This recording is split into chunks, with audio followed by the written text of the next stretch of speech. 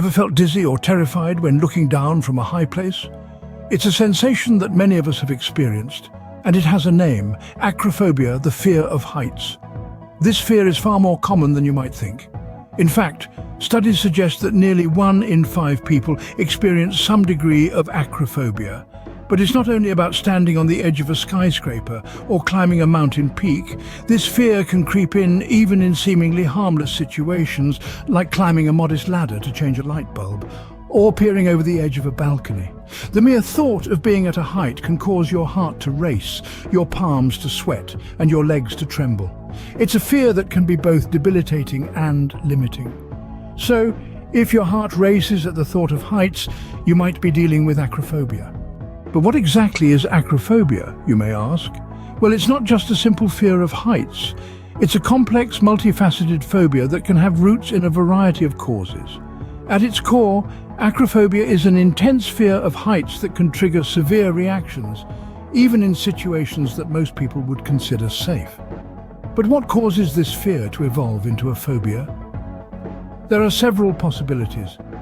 One explanation could be evolutionary. Our ancestors, living in a world full of dangers, learned to avoid high places to protect themselves from falls. This fear of heights could have been passed down through generations as an instinctive response to perceived danger. However, not all cases of acrophobia can be traced back to our early human ancestors. Some may have developed the phobia due to a traumatic experience related to heights. This could be a fall from a high place or even witnessing someone else fall. The brain, in an attempt to protect the person from future harm, may overreact to similar situations, leading to a phobia.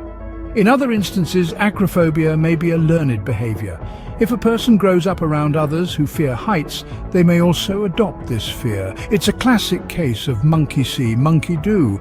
As for how acrophobia manifests, the symptoms can be both physical and psychological. People with acrophobia may experience dizziness or nausea when they're high up. In extreme cases, they may even have panic attacks. On a psychological level, the mere thought of heights can cause anxiety and distress. But it's important to remember that acrophobia is more than just a fear. It's a phobia that can severely limit one's life. It can prevent people from enjoying activities like hiking or sightseeing, and in severe cases it can even limit where a person can live or work. So there you have it. Acrophobia is a complex phobia with roots in evolution, personal experiences and learned behaviors. Understanding acrophobia is the first step to conquering it. So how does acrophobia affect one's life? Well, it can have both physical and psychological impacts that extend far beyond the immediate fear of heights. Physically, people with acrophobia may experience symptoms like dizziness, nausea, sweating, and even a feeling of paralysis when faced with heights. But the psychological effects can be even more profound and far-reaching. The fear can become so overpowering that it leads to avoidance behaviors. This means that people with acrophobia may start to avoid places and situations that involve heights, which can significantly limit their daily activities. They might avoid certain jobs, recreational activities, or even traveling. Over time, this can lead to a sense of social isolation. They might feel they're missing out on experiences and opportunities, which can lead to feelings of frustration and loneliness. In severe cases, this can even contribute to the development of anxiety disorders and depression. Acrophobia can cast a long, intimidating shadow over one's life. Scene script. Is there a way to overcome this crippling fear? Absolutely. And that's what we're here to discuss. Let's start with cognitive behavioral therapy, often shortened to CBT.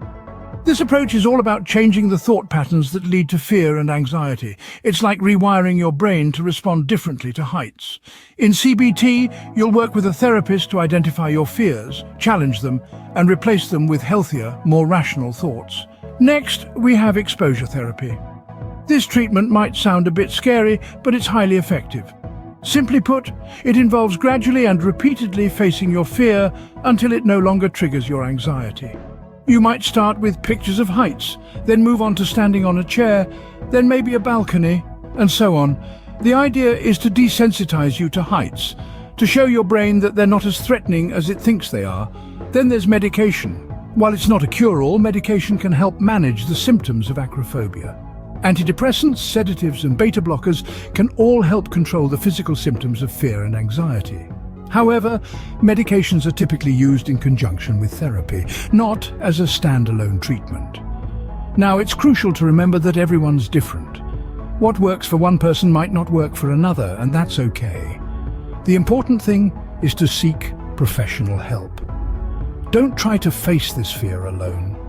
There are psychologists, psychiatrists, and therapists who specialize in phobias like acrophobia. They can guide you through these treatments, help you find the right approach, and support you every step of the way. Overcoming acrophobia isn't about becoming fearless. It's about learning to manage your fear so that it no longer controls you. It's about reclaiming your life from the clutches of anxiety. Remember, fear is a natural human emotion, but when it becomes a barrier, it's time to seek help. With the right help and approach, acrophobia can be managed and you can reclaim the high ground. So, what have we learned about acrophobia today? We've delved into the fear of heights, an anxiety that can grip anyone, anywhere. We've discovered its roots, often planted in traumatic experiences or ingrained through evolutionary survival instincts. We've seen its impact, from the crippling limitations it imposes on daily life to its psychological toll. But importantly, we've also highlighted the path to recovery through therapy and gradual exposure. Remember, fear might be a towering obstacle, but with understanding and help, it's one we can overcome.